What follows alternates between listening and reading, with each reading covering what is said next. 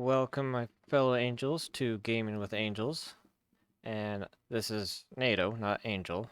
I'm the tech slash programming guy behind Angels videos on the Gaming with Angels channel. And this is our beautiful Commander Shepard from Mass Effect that will be featured in our future playthrough. But that's not the purpose of this video. The purpose, as the title implies, is how do you stop Bethesda from making updates that break all of your mods?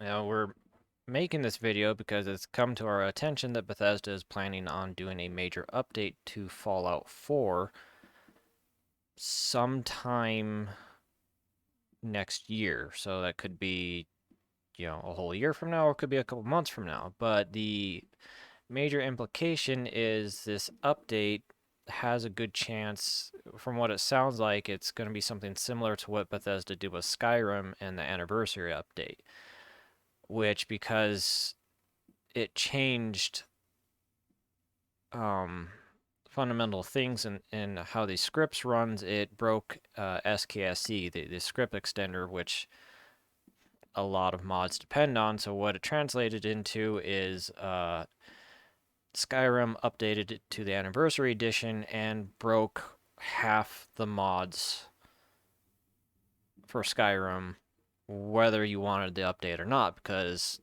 Steam, who a lot of people have Skyrim through and a lot of people have Fallout through, just automatically updates, whether you want it or not. And for some people, it broke some of their mods, it broke half their mods, and some it broke all their mods.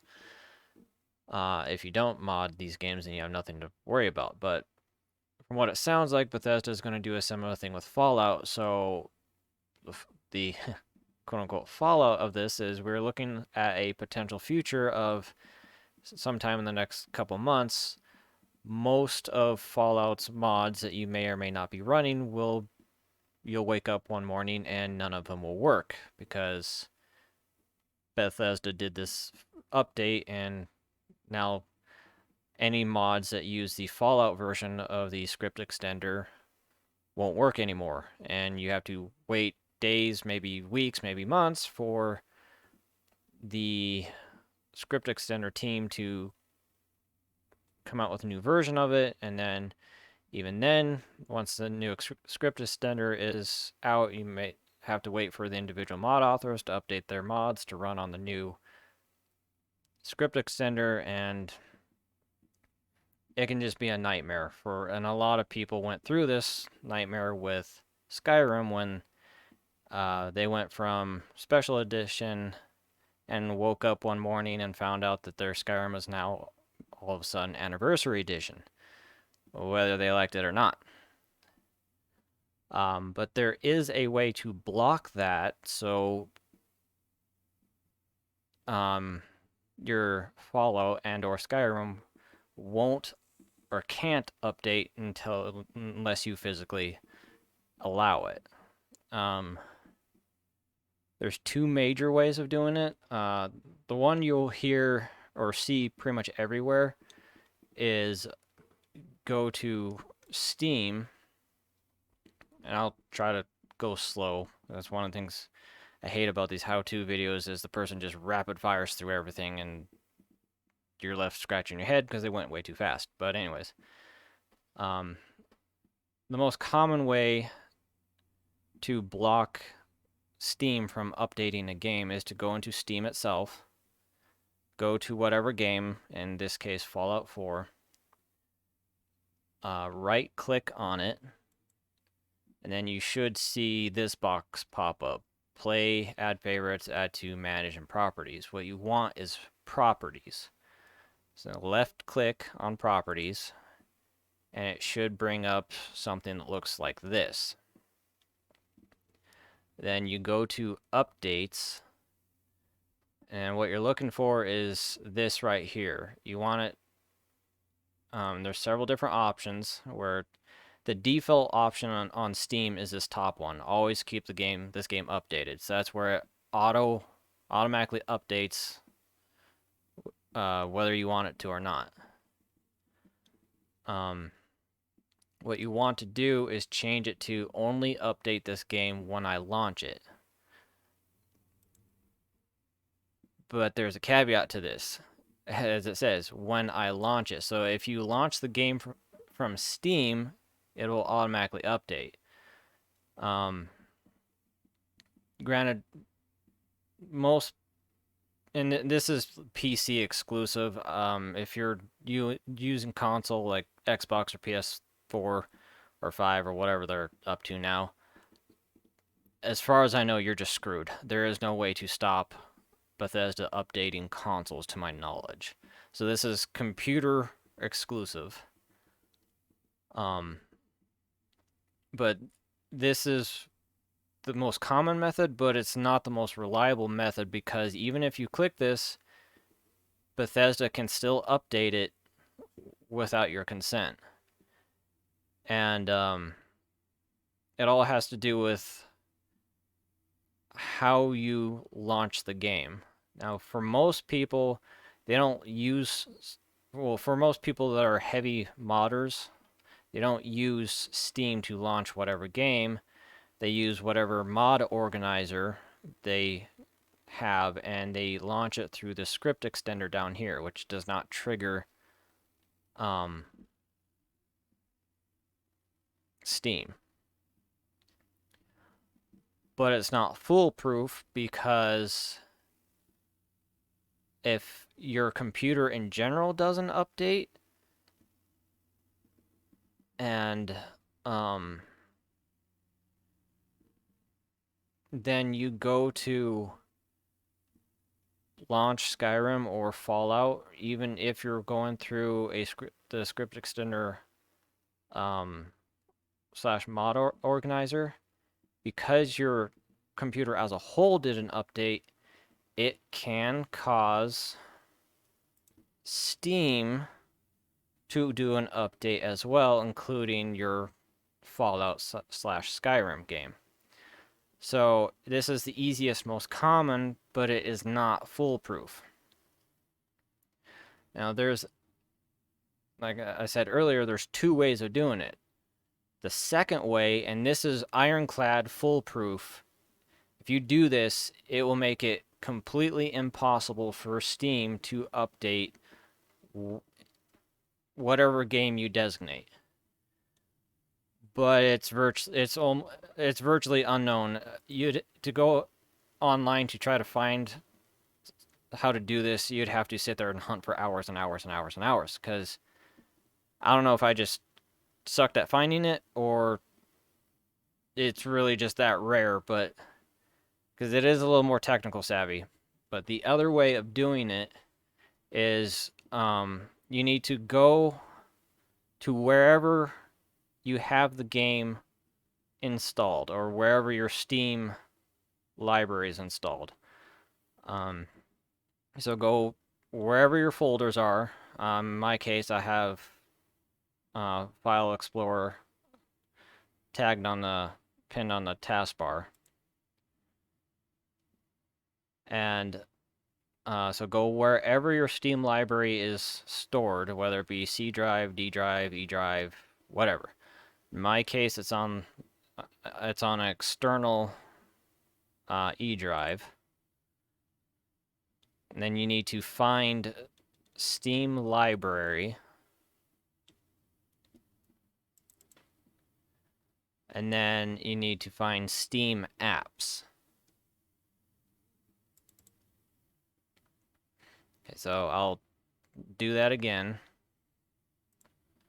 Wherever your Steam library is saved to, in my case, it is the E drive. And then find Steam library right here. And then Steam apps right here. Now when you do, you should see something like this. You should see these file folders and then a bunch of gibberish with a notepad attached to it. Now this gibberish right here is every game you have downloaded through Steam.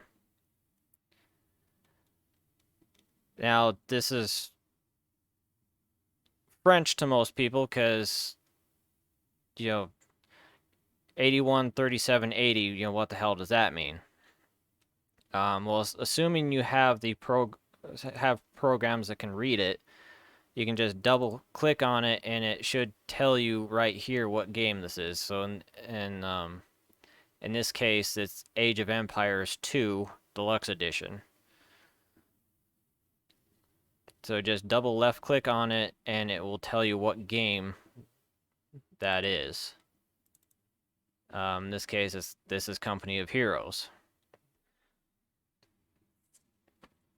But for the two games that we're actually concerned with, Fallout and Skyrim, for Fallout 4, the number you're looking for is 377160. So for Fallout 4, you need 377160. That is Fallout 4. To double check, like I said, just double left click on it. There it is, Fallout 4. So what you do with that is right click on it, go down to Properties,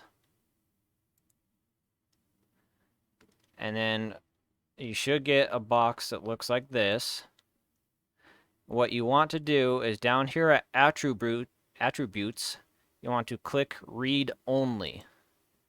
This will make it utterly impossible for Bethesda to update the game.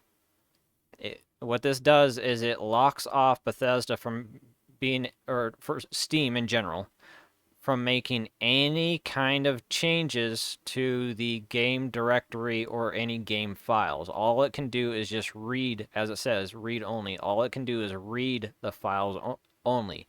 It cannot change them now. So this is very important.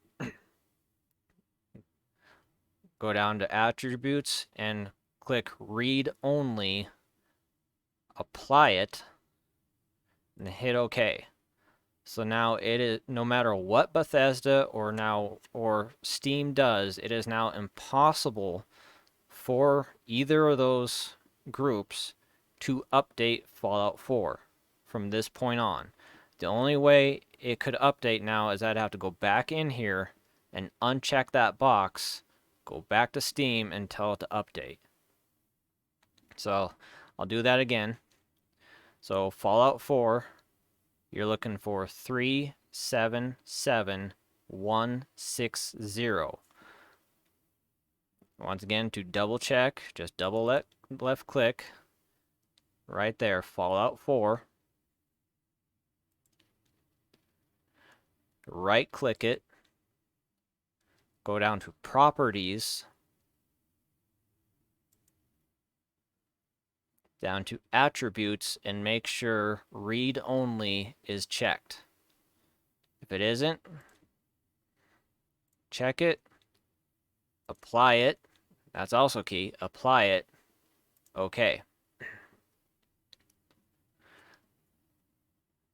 Now for Skyrim, I know it's a little late to be doing this because Anniversary's been out for whoever knows how long, but for future, if they ever do a future update to Fallout, or you're just sick of Anniversary's bullshit and you want to downgrade back to Special Edition and you want to keep it there, the number for Skyrim, and this is Special Edition, is 489830. So Skyrim Special Edition, the number you're looking for, 489830. Same thing, double left click, just to want to verify, there it is, Skyrim Special Edition. Right click, Properties, and make sure in your attributes, Read Only is checked, which it is because I actually did this a long time ago. But make sure read only under attributes is checked. Apply. Okay. So now it should be 100% impossible for Bethesda or Steam to update that game no matter what they do. And so going forward, you won't wake up one morning to find that none of your mods worked because Bethesda / Steam did an update that you did not want / ask for. Now, if you do want the updates and you don't care about your mods being broken, then ignore everything I just said. But that's it. Pretty simple. Hope this helps people. Because granted, I didn't for Angel and I. We went through this nightmare with Skyrim because unfortunately I didn't know any of this till after the fact. So anniversary hit and Angel and I woke up one morning to none of our Skyrim's mods working, and needless to say, both of us were a little pissed. And I had to spend a very long time, like days, like a week and a half, combing through all the freaking mods and their codes and trying to figure out what the hell went wrong and then how to fix it. And it was almost 2 weeks of wasted time and effort to get everything back to working again and downgrade Skyrim back to the special edition so all my shit would work. So hopefully this helps and this will prevent that for everyone else going forward.